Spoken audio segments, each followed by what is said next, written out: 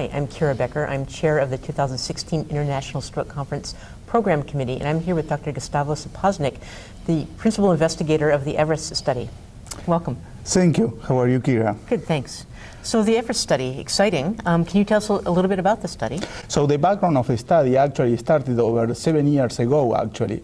So we did an initial pilot study, and it came like an idea when I was playing the Nintendo Wii when it came up with my daughter. So she basically told me that, you know, it was unfair for her that I beat her. But the question is, I started playing with my non-dominant hand. And then I realized how difficult it was, and then how this could be useful for stroke rehabilitation. And so we completed our pilot study initially, and this was a very small single-center pilot study, 20 patients, and we show a 30% improvement. Then we completed a meta-analysis, and two more meta-analysis came up and showed some modest effect. In our meta-analysis, basically 20% improvement in retrospective studies, and in randomized studies, very small, there was a 5 times higher likelihood of having achievement and improvement in motor function after virtual reality. The problem with those studies, as the next meta-analysis from the Cochrane review, for example, basically was that there was no inactive control. So it was compared more, allocated more time for participants who were in the virtual reality arm compared to the controls. So that's what we try to do EVREST Multicenter. So we compare virtual reality using the Nintendo Wii compared to the recreational therapy as an add-on therapy to what is customary care, conventional rehab. And again, we use the Nintendo Wii just because it was available and it was simple to use, but other platforms could be used, and we have no conflict of interest with the Nintendo. So we were funded by the government, so Heart and Stroke Foundation of Canada and the Ministry of Health from Canada. How soon did you start therapy after the patient's stroke?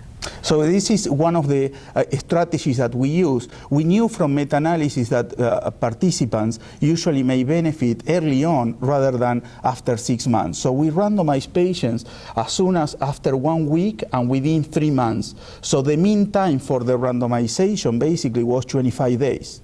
So, and the range was between 10 days and 50 days. So relatively early on for a rehab trial. And how many patients were enrolled in the study?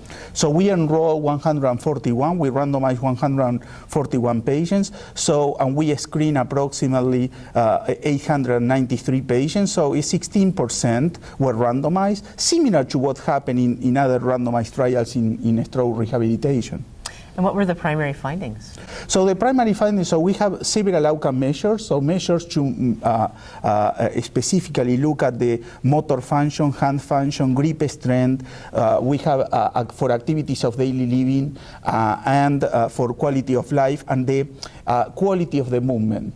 So after the end of the study, so we have outcome measures at the end of the intervention and 4 weeks after the intervention, and we found no significant difference from the primary outcome, which was basically the Wolf Motor Function Test. And from the secondary outcomes, in grip strength or in the activities of daily living or quality of life using the CIS scale or in the quality of the movements, we found no difference between participants randomized to the innovative therapy like virtual reality compared to the recreational therapy. Well, that's disappointing. So what's next? Well, in one hand, it will be disappointing, but on the other hand, this is totally contrary to what we have expected. But on the other hand, there was a rapid adoption of virtual reality, even when the evidence was relatively weak or modest positive results, mostly for single center and small pilot studies. And as I mentioned before, basically there was no inactive control. So our study highlights the importance of a high intensity task-specific activities that is probably more important than the type of strategies that we use in stroke rehabilitation.